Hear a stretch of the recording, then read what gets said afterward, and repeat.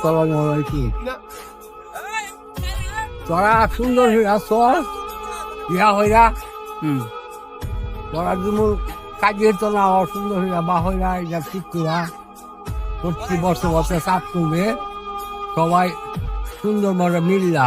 তোরা কেউ কেউ কাজের তো করতে হ্যাঁ, আর বছর বছর টেয়া পয়সা দিয়া একটু জায়গা কিনবি অস্তে অস্তে কুদু কুদু হইয়া কিনা গুরুস্থান একটু বড় হবে। আর এলাকার মানুষ লেগে একটু দোয়া করে দেবো, মানে আপনারা গুরুস্থান আছে গুরুস্থান তো আমরা মসজিদে দোয়া করি ওই সবসময় দোয়া করতেছি, আরো করুম 10 দিন বাঁচি আমরা লাগে করবো, আমরা সুদ বাতি যা সবই করবো আমরা লাগে দোয়া, আমরা তো বইরা যান দই। হ্যাঁ, আসসালামু আলাইকুম। চালাও। আমরা তো কবরস্থানে আসছি, আপনার কাছে কিরকম লাগতেছে কবরস্থান পরিষ্কার করতে? আসসালামু আলাইকুম, বিসমিল্লাহির রহমানির রহিম। সম্মানিত এলাকাবাসী, এই কবরস্থান আমরা দুনিয়া থাকতেও কাজে লাগবো, আখেরাতেও কাজে লাগবে। এই কবরস্থানও আমরা মরলে আসবো, ইদারে আমরা যত জীবন মাটির উপরে তাহি অত জীবন মনে করা যায় এটারে দেখশন হয়ে লাহম, সুন্দর হয়ে লাহম। এটা আমরা আসল বাড়ি মরার পরে এই আসল বাড়িতে আমরা আসবো।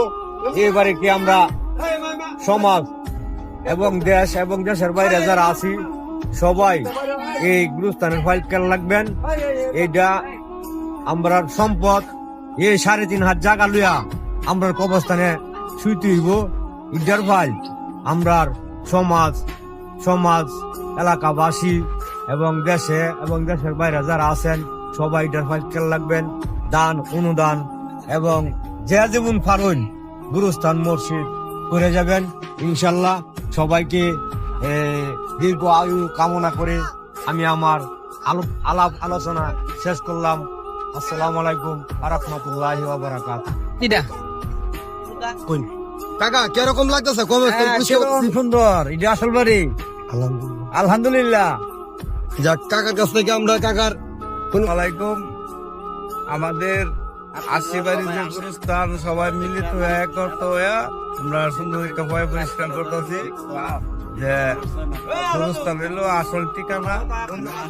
ঠিক আছে, এই দুনিয়া কেরা কয়দিন বাঁচবো, এই দুনিয়া হইলো আসল ঠিকানা। এই ভয় পরিষ্কার করতে হইব, সবাই মিলিত ভাবে একাত্র থাকতে হবে।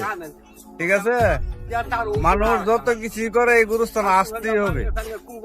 ঠিক আছে, কেউ যত কিছুই করে সবাই মিলিত ভাবে গুরুস্থান পরিষ্কার লাগিয়া গুরুস্থান সুন্দর লাগতে হবে।